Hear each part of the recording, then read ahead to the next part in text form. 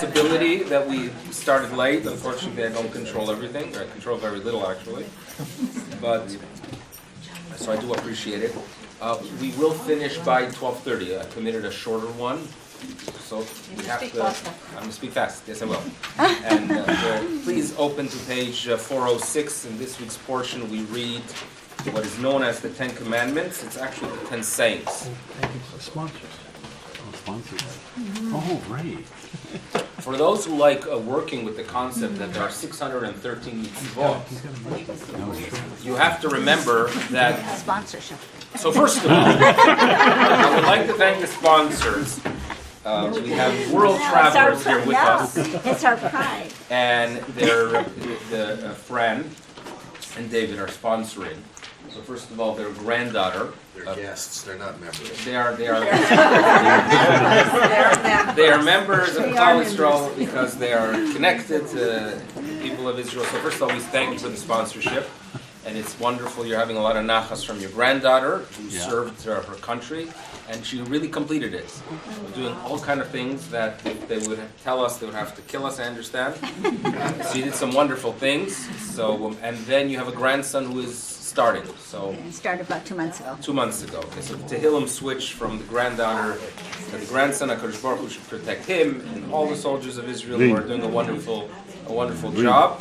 And we do thank you. And we're happy to see you. Actually, we're happy to see Fran and even David. Right.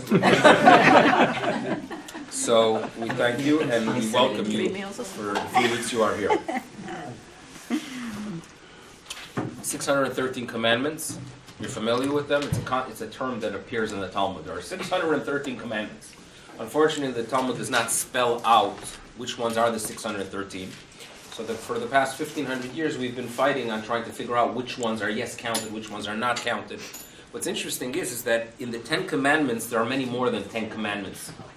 There are many, many more. Even the first commandment, there's a question if it's technically a commandment or God just saying, hey, I'm here, and therefore follow my commandments. So we're not going to call it the 10 commandments, we're going to call it the 10 sayings. These are 10 statements that eventually they are etched into stone, and it becomes a document that symbolizes the relationship we have with the Almighty.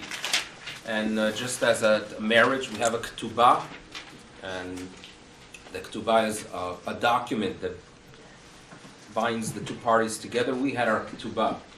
When things went wrong, what does Moshe Rabbeinu do? He breaks it. Okay, that's the document that we are going to read. But the people of Israel did not receive that document. What we are reading now is the nation of Israel experiencing some kind of revelation. They hear something. Moshe Rabbeinu breaks it down for them. So the words themselves, they most probably did not hear everything from God in a way that they could comprehend. Perhaps they've heard the first two and understood them. But Moshe Rabbeinu is really the one that breaks it down. But what you have to be mindful of is that there are 10. We're going to go through them. But I'm going to have a specific question as it relates to number 2. So here we go. Number 1 is, the first of the 10 commandments appears on page 406, which is the beginning of chapter 20, where the Almighty says you should know, Anochi Hashem Elokecha, I am your God. Now, we could talk about the awesomeness of God, the creation, the beauty in nature, the brilliance in nature, the species, those of you who travel the world, there are things that amaze you. And you can be amazed by just walking through the fruit and vegetable aisle in a supermarket. There's some amazing things that the HaKadosh Baruch Hu created. But HaKadosh Baruch Hu is not going so big. He's making this very personal. He's not getting up there and saying, listen, I am God, I happen to create everything. Nope. He goes personal with them. This is a nation that remembers that only a few weeks earlier they are enslaved in Egypt. Now they are free. So Almighty says, listen, I am the one. Asher Hod says, Sicha Meretz Mitzrayim, I took you out of Egypt. So remember, I did something for you. We have a relationship here. And therefore, be mindful of what you are going to be hearing from me. And comes statement number 2. So on page 408 is actually the beginning. In verse 3 is the beginning of the second commandment. The second commandment is, Lo yeh lecha, you shall not have, Elohim acharim. Elohim, other gods. Now this is difficult. God saying that there are other gods, meaning those other ones that work with me, there are no other gods. So some say Elohim, that acharim, that there are others who make them into gods. or gods who are like others, meaning these are not gods that actually have a relationship. So there are different explanations as what this acharim refers to. But if God doesn't want us to worship any other entity, any other force, any other concept, he could just say so. Lo yelecha Elohim acherim. But the verse ends, and this is the end of the second. This is the end of this statement. Al panai.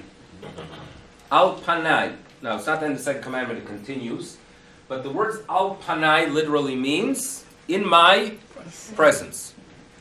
Is there anywhere that God is not present in Jewish faith? No. So why does God have to say that? In other words, He is present. Obviously, we know this part, one of the basic concepts of Judaism, that there is a God, all-powerful, all-present. Why does God have to present it in a way that you shall not be recognizing other forces and other gods in my present? Why would...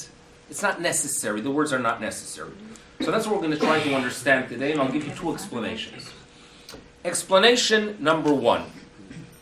Commentators note that it is possible for a person who believes in the God, all-powerful, almighty God, to nevertheless still retain some kind of relationship with a pagan God.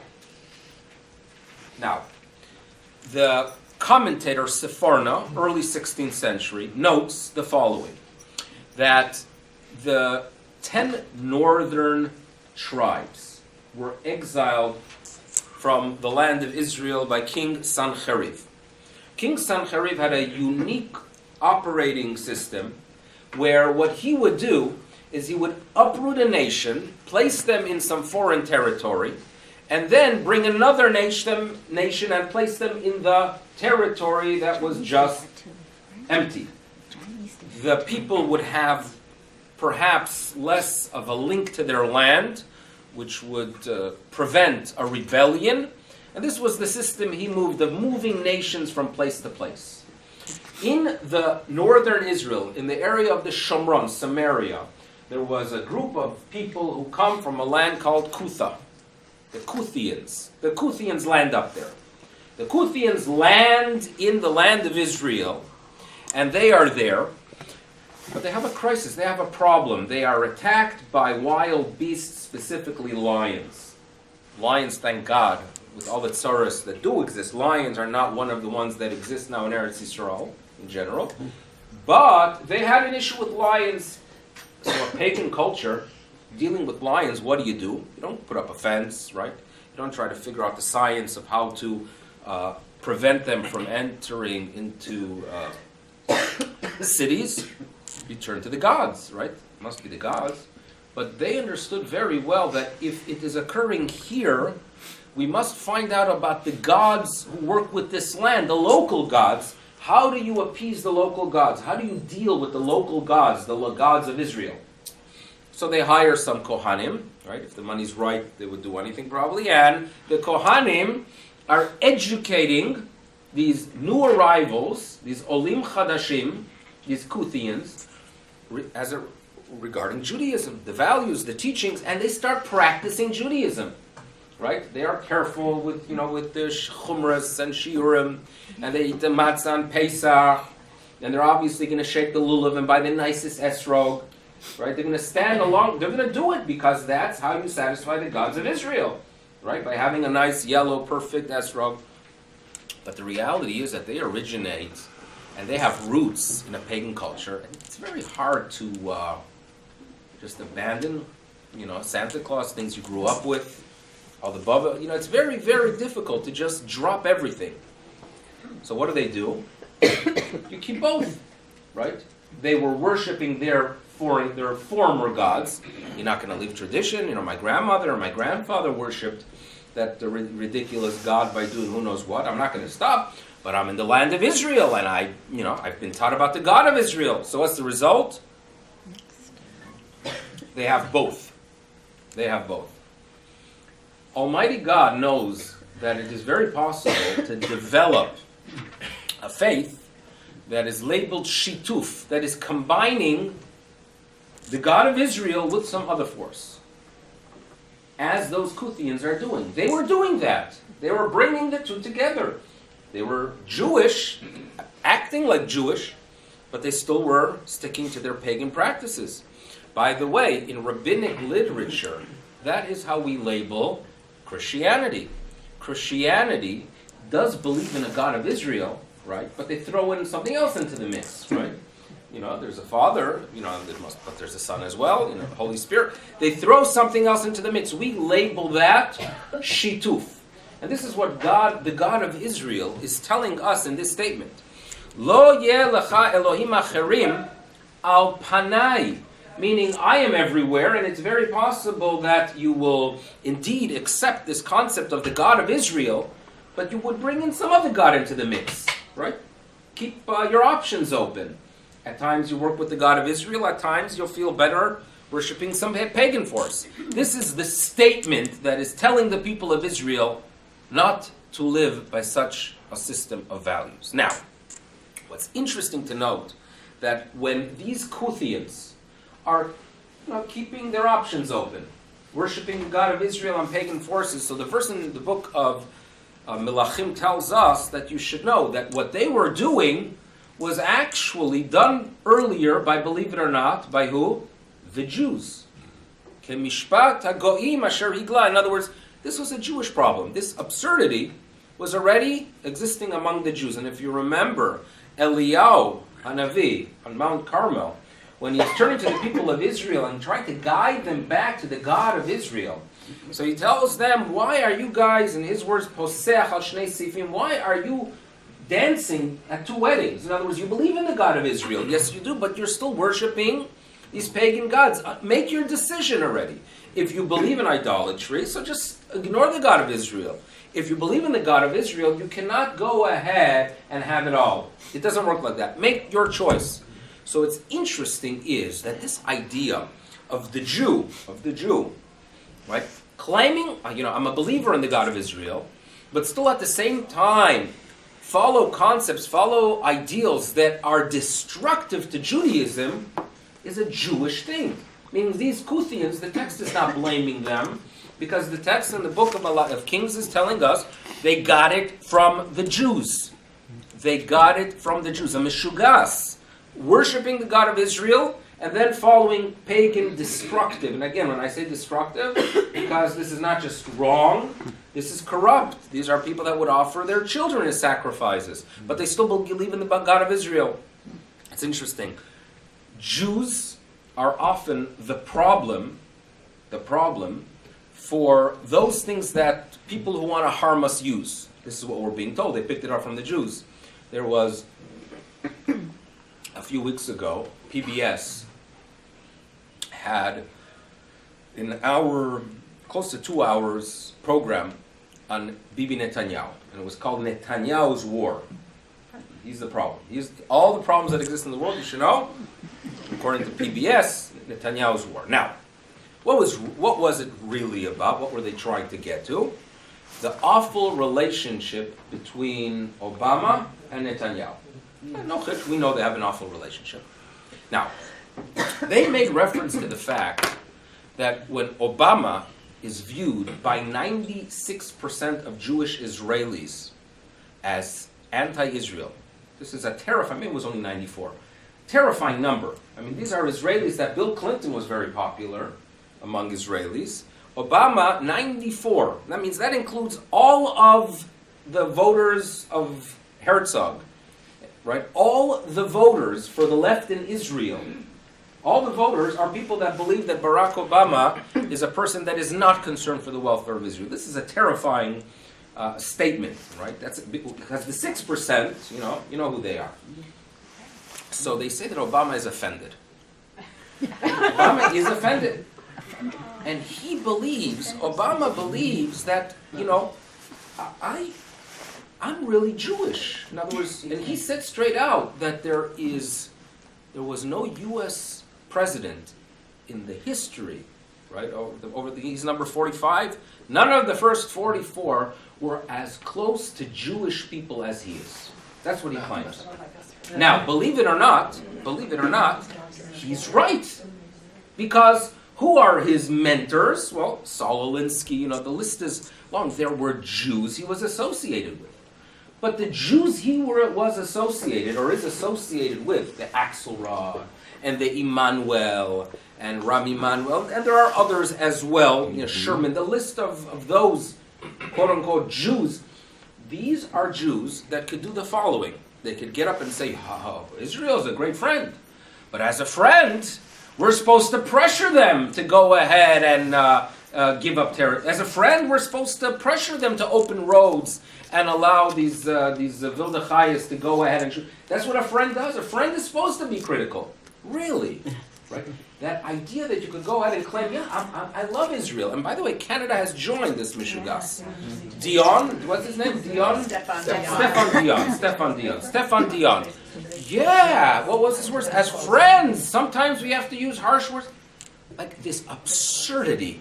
Like I could punch a guy in the face and says, I'm a friend. As friends, at times you have to knock out a few teeth. You never know, you might play hockey one day. This idea that exists, that you could present it, and this is a Jewish problem. Jews came up with it, right? Who came up with this idea? That you could try to undermine the state of Israel, that you could have organizations that are there to go ahead and find the one case that the army did something wrong, and to make it into the Israeli army, right? Shovrim Shtika, these organizations. This is a Jewish problem. Jews are the ones that introduced the concept that you could claim that, I'm a believer in the God of Israel. I happen to do Avodah Zarah at the same time. This is what exists, and this is what is being referred to in the Al Panai. God is saying, we have a relationship. In the future, you're going to be tempted to bring other forces into the picture. Well, let me tell you, in my presence, there is nothing else. Don't go ahead and allow it takes care of your guilt conscience. You could become anti-Israel, but you could claim, I love Israel. I'm a friend, but friends are supposed to, right? It takes care of it removes those values that you were taught as a child. That, as a Jew, you're supportive of Israel. I am supportive of Israel, but I believe that as a supporter of Israel, I should be sharing with the world how destructive the Israeli army are and how cruel they are, right? And the fact is, and that their aggressiveness and the fact that they bulldozer houses. You could go to York University if you want and see a mural there of it. Anyway, this is what's being referred to. Al Panai. God is saying, don't play that game with me. You don't want to believe in me. You're not a believer. But don't claim that you are a believer, but you still worship another force. It doesn't work. In my presence, nothing else. No Elohim Acharim. That's explanation number one for this idea of Al Panai. Explanation number two. We've addressed in the fact that if you look at the 10 sayings, the first 5 correspond to the last 5. Meaning, number 2, which we are addressing, also talks about not to make images. Number 3, if you look on page 408, verse 7, it talks about not to take the name of God in vain, not to go ahead and make a false oath. Number 4 on page 410, and if you have any difficulty in remembering the numbers behind me here, the light should be on, shining on it. But number 4 is the Shabbos. Number 5 is honoring your parents. So far, so good. Right? So we have I am your God, which is a positive. Number 2 is not to go ahead and worship foreign gods. Number 3 is the oath. Number 4, Shabbos. Number 5, honoring your parents. And then we have the last 5. The last 5 usually are identified as the mitzvot that are between Adam lechavero. Right? And therefore number 6, which is the first one of the last 5, not to go ahead and kill. The next one is lo tinaf, adultery is not to be committed. Next, not to steal. Number 9 is not to bear false witness against another. And the last one is not to be jealous, not to covet your fellow's house, wife, maidservant, ox. Never been jealous of anyone's ox, donkey, or anything that belongs to your fellow. Okay, so now, what does Rashi and Shir Hashirim tell us? Rashi and Shir Hashirim tells us that you should know. Number 1 corresponds to number 6. It's not just a coincidence that they place that it looks good to have 1, 2, 3, 4, 5, and then 6, 7, 8, 9, 10, but rather 1 corresponds to 6, 2 to 7, 3 to 8, 4 to 9, and 5 to 10. How do they correspond? So here you could have a whole lecture. You could get into detail about the idea that if you do not want murder, you have to believe in a God of Israel. You have to believe in a God. Why? Because if you believe in a God, you believe that everyone's created in the image of God. And your treatment towards another human being is going to be on a different level. We have these delicate issues that we are addressing here in Ontario about physician-assisted suicide, right? And it's dangerous. It's dangerous. It is dangerous. I could already see a trial within the next decade of a person who is accused of murder, but he claims that the person I killed, I read his diary, and he was very, very, very depressed, and every day he wished that his life would come to an end, so I was doing him a favor. It's a defense that's not so far-fetched in how things are in the direction we're going. I'm not minimizing, by the way, the pain when these discussions are brought to the table. They're serious ones. There's no question. Pain is real. We addressed it on the class we had a few weeks ago, that it's not something that we, God forbid, ignore. But to go ahead and allow physicians, and what's going to happen when it's a child, a teenage, there are many, many questions, right, that have to be addressed. For us Jews, the conversation only could begin with an understanding that there is a God, right? And every single human being has value, is created in the image of God, and there's value in life, and there's value in every single breath. Now that you have that information, we can have a discussion. We could go ahead and debate it. That this is fundamental. That they always quote in the name of Dostoevsky, the famous Russian writer, that if there is no God, everything is permissible. Right? In other words, socially, I'm not going to go ahead and kill someone, right? And it could be that there are ethics. I could say, listen, I'm not going to do to others. If everyone in society is going to turn around and do it, you're going to quote Kant and Sartre and all the great philosophers. But the reality is that if you're on a boat and no one's going to know about it, and the person is agitating the living daylights out of you, there must be a God, right, that prevents such things. So there's a link between number 1 and number 6.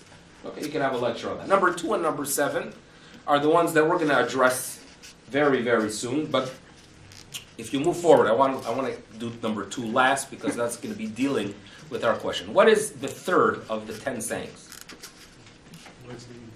Not to take, not to lo tisad Shem, a false oath. Now, the rabbis in our tradition did a very good job with having or imbuing in everyone an understanding, instilling in everyone the significance of God's name. The false oath, or even taking an oath, scared the living daylights out of anyone. Right? It is something that worked for many, many centuries. Even in the 19th century, there were rabbinic courts that when you would turn to someone and say, okay, you want to collect the $250 that is owed to you, you make an oath. The person would pull back, would be afraid of making an oath. Right? I shared here in the past the story of the wise Rabbi Yosef Chaim from Baghdad, who Rabbi Yosef Chaim of Baghdad was dealing with a stubborn merchant in the marketplace, who claimed that he didn't cheat the individual, and when it was quite clear that he did. So Rabbi Yosef Chaim of Baghdad, this is late 19th century, calls the merchant in and says, would you take an oath? This fellow, a stubborn fellow, says, I'm going to take an oath. And he says to him, and the merchant adds, I would even take an oath on a Sefer Torah.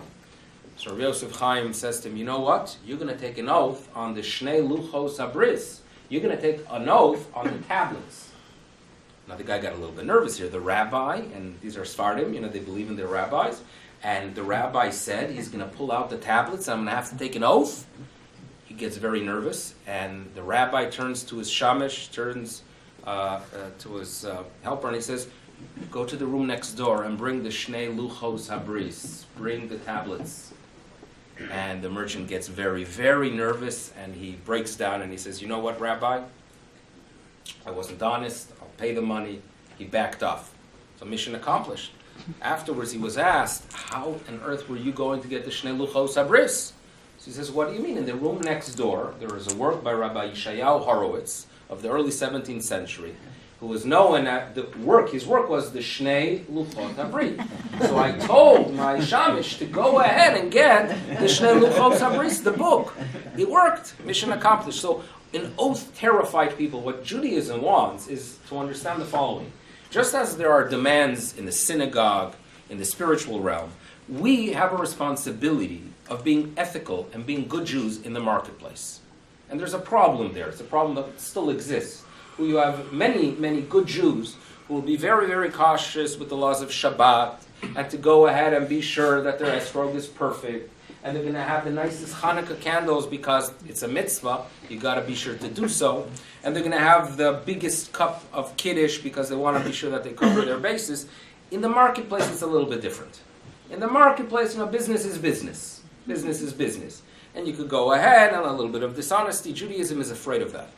And Judaism wants you to go ahead and take those concepts that are spiritual and infuse them into the marketplace and elevate and make the marketplace ethical. You want to avoid people stealing the property of others. You want to go ahead and avoid, right? Number 8, lo tignov. You know what you do? You bring lo tisa, you bring this fear that everyone has from making or taking a false oath and bring it into the marketplace and make the marketplace a place for God to dwell by utilizing their fear of the oath. And that's what occurred, and that really helped throughout history. We avoided lo tignov. We avoided people stealing or taking or the dishonesty in the marketplace by always having the card of lo tisa, don't take the name of God in vain. It was used. It was utilized. It brought the two together. So we have a number 8. We are able to preserve the honesty in the marketplace. We are able to have a number 8 because we have the number 3. So you see how they correspond. Number 4 and number 9. Right? Number 9 being not to bear false testimony. As Jews, we testify to the existence of God. How do we testify to the existence of God? How do you identify a Jew as a Jew that is mindful of what Judaism is about, what our mission is about, to declare to the world that there is a God? It is achieved through the Shabbat. No question. Being the Shomer Shabbos Jew. That becomes the identity of a Jew. Right? Really, and it protects the Jew. You always, the well-known statement, they think it's a rabbinic statement, but I think it's Bialek, that more than the Jew kept Shabbos, the Shabbos kept the Jew. Right? It's a beautiful statement, but it is true. In other words, you talk about the families in the beginning of the 20th century that come to North America, and they simply couldn't hold a job because they would be fired if they wouldn't show up Shabbos. Now, we're not judging them, by the way, because they probably had halachic backing because their family would starve in some cases, right, if they wouldn't work on Shabbos. But the sad result was that those that caved in, and you read stories. I remember reading about on the Lower East Side of the child of Shomer Shabbos parents and how the kid is hanging out already with other kids that abandoned their faith. And the kids in the Saturday afternoon are going to the Nickelodeon. And the kid is pressuring the parents. And you know how it is, kids. It seems to be even 100 years ago. Could drive parents up the wall, and eventually you give in, especially if it's a younger child, right? When you use all your energy on the older kids. But the younger kid, they can do whatever they want. It's very scary. She knows it. She knows it very well. Yes, she does. But she runs the role. We're around here. But the reality is that the sad part was that if you give in, they gave in, and if there was no Shabbos, there was nothing preserved. That's the sad reality. Testimony to the world is Shabbos. So therefore, you see a strong relationship between number 4 and number 9. No, by the way, number 5 being honoring your parents. You've got to honor your parents. And then we are told, number 10 is not to covet. What's the relationship between the two? So the two explanations given. So Miriam gave me the following explanation. Okay, this is from my wife, and then I'll give you my explanation. And don't tell anyone if you like one over the other. If you like Miriam, just hold your fire there. Miriam said the following, that our identity is based on nature and nurture. Right? Everything we are is because of the genes we get from our parents and what we are given and what the environment that was given by our parents. If we learn to accept it, that what we have is because God wanted us to have these parents and to grow up in such an environment, if we accept it and we honor our parents because we're not trying to shake off and escape from that past, if we accept that what we have is what we deserve, we could deal with the world. And then when I'm going to see someone that has a much fancier car, or that has a yacht, right, or a private plane, I'm not going to be jealous. I'm not going to covet it. It's from the world that for the world that I'm supposed to be in and achieve. I don't need a private plane. Trump does. I don't. Right. Mm-hmm. So therefore, I can be satisfied, and I'm not going to covet what others have. If I honor my parents, if I accept my parents, and I honor them, and I recognize that God gave me them, the environment and the genes, so then I could go ahead and live a happy life and not covet what others have. Okay, that's one explanation. Another explanation is the idea that, we train our kids from a young age to do good things. Like Shabbos, to sit by the Shabbos at a table, or perhaps to go to shul, or perhaps to make a bracha. We train them. It's interesting that the first thing you have to train your child is actually how to treat a parent. Right? At a very young age, right? You turn to a kid. Sometimes you don't slap a parent, right? Even if you're young, you don't grab from how to communicate, because a child, they start their life with communication to a parent. Now, to go ahead and train a child, respect me, it won't work. It only works if you are a person who is devoted to that child. If you are a selfish being, odds are the kids will not respect a person who is not concerned one iota about the kid, but views children as an interruption to life. Meaning, I wanted to have a good time. For some reason, I don't know how, kids show up, right? We have kids. And the kids come in, Gewalt, for the next how many years? They call it the terrible twos, from age 2 to 22, right? That you have to deal. If you have that attitude that the kids are just this major pain that I'm going to have to deal with, and the kids pick up on it, there's not going to be too much honor. If the parent on the other hand is concerned, if the parent understands that they have a mission, that's their responsibility, or perhaps there's a love and a bond between parent and child, then there will be kabed et avich, then there will be respect. Then there will be respect to the parent. Now, with that, if a child is not going to respect the parent due to the fact that they saw a selfish parent, what's going to happen with the child? What kind of personality are we going to have here? A very selfish person. A person that is, what about me, right? I need one for me. You know that statement? You see the car? I want to get one for myself. The neighbor has a nicer car, right? The nicer yacht, the nicer ox, the nicer wife, the nicer house, right? It's all about me. If there is a flaw in the kabed tavicha, if there's a flaw in honoring the parent, due to the fact that the parent was a selfish parent, the result is you're going to have a person that's simply unhappy with themselves because it's all about me. And the people who are always on the receiving end, people who need everything, need attention, need them, they're not going to be happy. The happy people, as we know, are the people who walk into a party or walk into a room and they see it as their mission to make others happy, because they're going to be happy because it will be very easy for them to fulfill their mission, because you can always say the right thing to someone and elevate and create a good environment. The needy person is going to be the one that's going to covet. So that's, again, the relationship between number 5 and 10. Back to the main one, which we are addressing. Number 2 and 6, which is adultery. Well, why do people, especially, 2 and 7, good. Why do men especially have affairs? All right?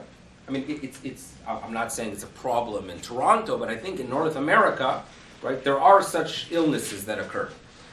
And sometimes you could have even a person who is happy, satisfied, but he stumbles in a realm that's very destructive to our identity as human beings, as Jews.